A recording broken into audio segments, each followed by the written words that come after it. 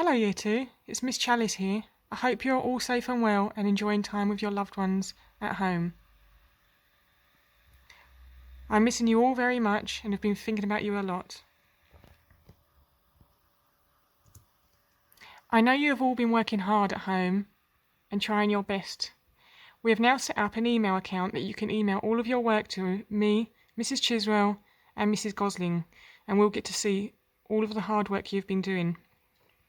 If you have any questions, you can also email us and ask us for any help or advice. We will check out emails every day and reply to you as soon as we can. So if you would like to send an email, the email address is year2@purfleetprimary.co.uk. I have also been completing some artwork while being at home over the last few weeks. Here I have an engraving art piece, which you can see has some elephants on. So it started off looking like this. You could see faint black lines. And what you need to do is you need to scratch off the faint black lines using this. And then it will create a silver colour underneath. So I have to carefully scratch off the lines using different techniques. And it will reveal the silver underneath. So I'll just show you now how it works.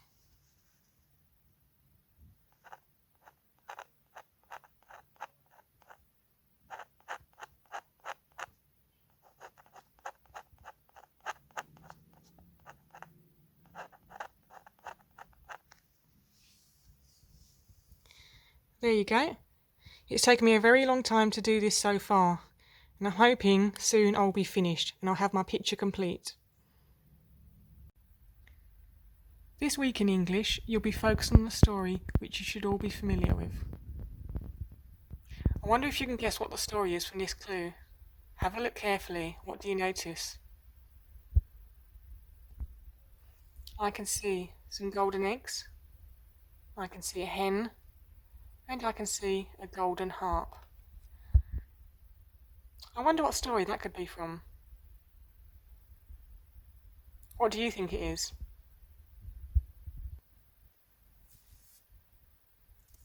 That's right, it's Jack and the Beanstalk.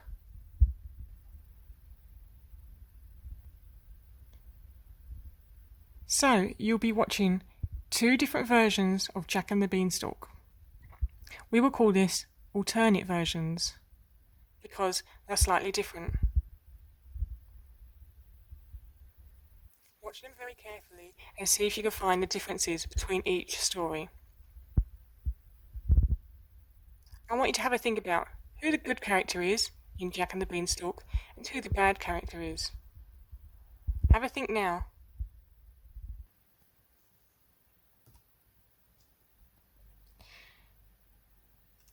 We would then like you to read the description of Jack and try and identify all the adjectives, the verbs, and see if you can spot any similes in the description. Remember, an adjective is a describing word. A verb is a doing word. It's an action. Then, I would like to see if you can write a description about the giant using the pictures to help you. We have uploaded these onto the school website. Try and think about the interesting words you can use in your description. We have also included word mats to help you, so see if you can use some of those words. So, for example, if I was describing Jack, I may use the word kind. However, I think I can up-level this to something a lot better. I might want to use the word considerate. Considerate. This means he thinks about other people's feelings and thoughts. He is considering how they might feel. Or I might say Jack is smart because he manages to climb up the beanstalk and steal the golden eggs. Smart. However, I think I can up-level this to a word that is better. I might use the word intelligent. intelligent. So, have a think carefully, what wow words could you use in your description for the giant? Here are 4 adjectives that you could use to describe the giant: big, angry, loud, and bad. However, I think these are quite boring, and I'm sure you agree. So, what you might want to do is see if you can up-level these in your writing. Instead of saying the giant is big, you might say the giant is enormous or colossal. Instead of saying he has a loud voice, you may want to use the words ear-splitting, deafening. See if you can think of any interesting adjectives and verbs in your writing. In music, you're going to be listening to the song In an English Country Garden. I want you to think about how many different flower and bird names you heard in the song. Can you try and whistle the tune? Also, listen to the song Reach for the Stars by S Club 7. I love this song, it's such a good party song. Sing along and make up your own actions. What are your dreams and goals in life? Coming to science now, we're going to be looking at plants. So, see if you can find out what the different parts of a plant are called. What do they do? We've also included some links for you to look at. Can you find out what photosynthesis means? Then, draw a plant and label the different parts. Can you add captions to explain what each part does? You may want to even make a flat book. Here's an example for you.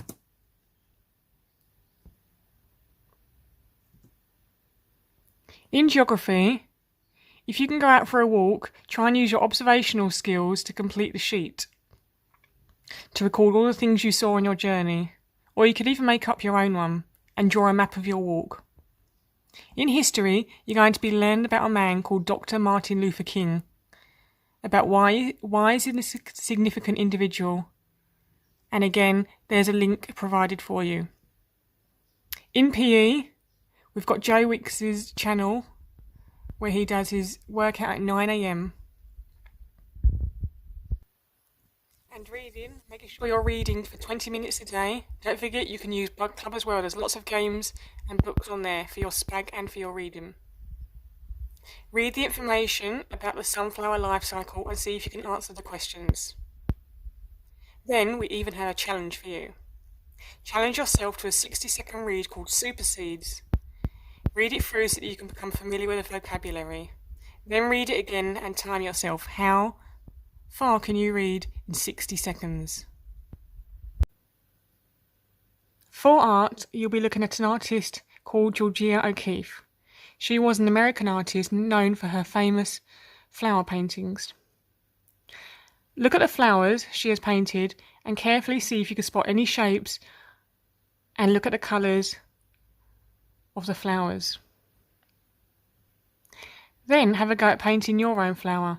You can either use a real flower or a picture to copy. Can you draw the other half of the flower provided? In design technology, we want you to have a look at the link below. Watch a lesson about making designs. Can you design and make a 3D model of your bedroom? How many different types of materials can you find around the house to help you make it? In PSHE, this is your time to reflect. So sit quietly and focus on some mindfulness coloring. One of my favourite things to do. You could even try some yoga exercises to help you calm and relaxed. And then try and use some kind words in your day. Do one kind or helpful thing each day. You could even make a list of all the kind things you have done over the days. For maths, don't forget to keep visiting the Rockstar Maths website to practice your times tables and also visit the White Rose website as they are setting 5 lessons each week to complete. For our maths this week, we'll be looking at measurement. Look in your kitchen cupboards and to see which units foods are measured in. So you might want to get some cans, some bottles, or some packets out. They might be measured in kilograms, and it will have the symbol kg. They might be measured in grams, and have the symbol G. They might be measured in litres, where they have the symbol L, or they might be measured in millilitres, where they have the symbol ml. You can write a list of all the objects you found in your kitchen and also how much they weigh. You could even see, as an extra challenge, if you can put them from the lightest item to the heaviest item. If you don't have a scale, don't worry, you can use your hands. For example, I've got some items for my kitchen. So I've got this evaporated milk, and now I need to see if I can find any of the symbols. Okay, so let's look carefully. Oh, I spot a G for grams. So this weighs 170 grams. Okay, so I might put this in one hand. And then I find another item. And I found some delicious chocolate flavoured icing, okay? See if you can spot the symbol. There it is, 400 G, so 400 grams. I'll put that in my other hand, like this. And then I need to see which item is heavier and which item is lighter. So one object in each hand. I can then search for some more objects in my cupboards. And I found some vegetable oil spray. And can we see any of the symbols? kg, G, L or ml. And if I look here, it says 200 ml, 200 millilitres. Okay, so I'd place that in one hand.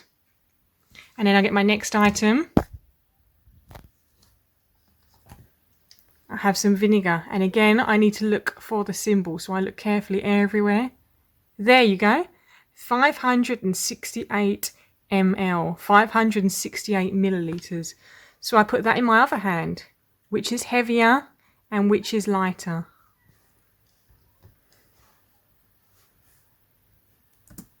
Don't forget there are 1,000 millilitres in 1 litre. And there are 1,000 grams in 1 kilogram. I wanted to end on some happy news.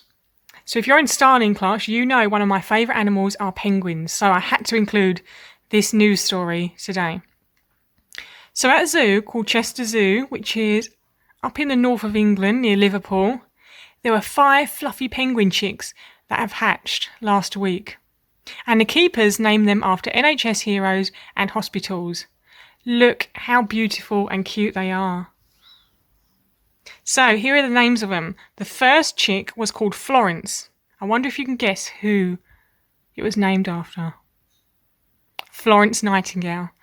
The second was named Thomas after a hospital called St Thomas's.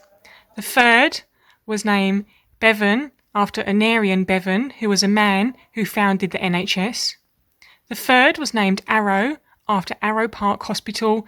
And then the last was named Countess, which is the local hospital that the zoo uses, called the Countess of Chester Hospital. I hope that story made you smile like it did me.